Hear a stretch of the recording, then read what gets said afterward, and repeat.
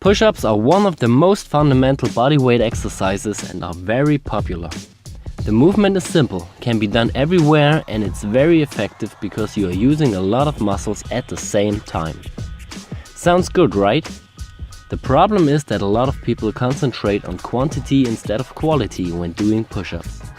To avoid this, you should focus on these 4 points to make your push-ups perfect. Let's start straight with the number 1, the body position. A push-up is not only a triceps, chest and shoulder movement. Most people neglect their tension in the abdominal muscles, the hips and the legs.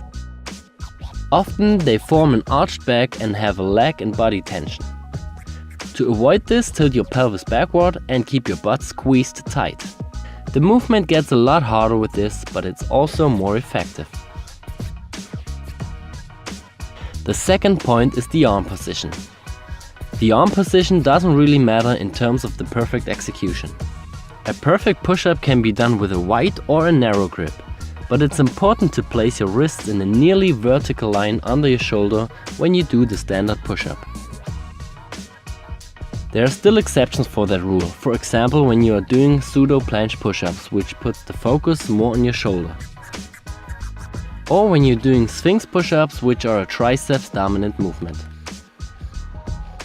If you are working with standard push-ups and choose a wider grip, it involves the chest more than a close grip, and a close grip sets the focus more on your triceps.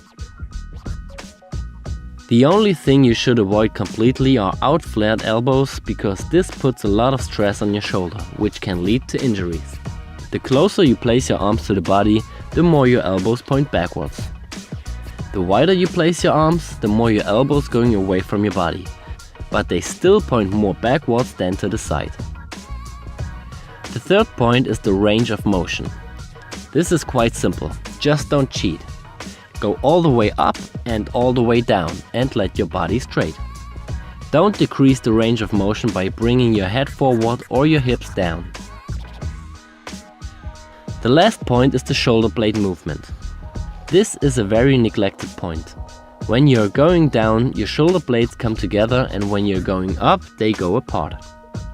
You should also focus on pushing them downward instead of upward.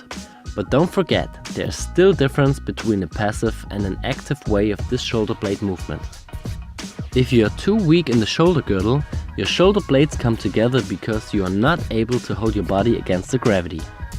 You can see this especially at the top of the movement.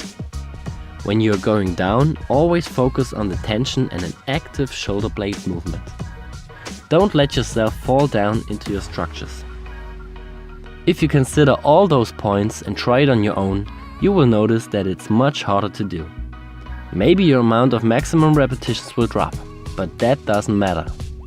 Always focus on quality over quantity, and you will be rewarded with progress and a healthy body. If you have any questions to this topic, just leave a comment. Thank you, Alex.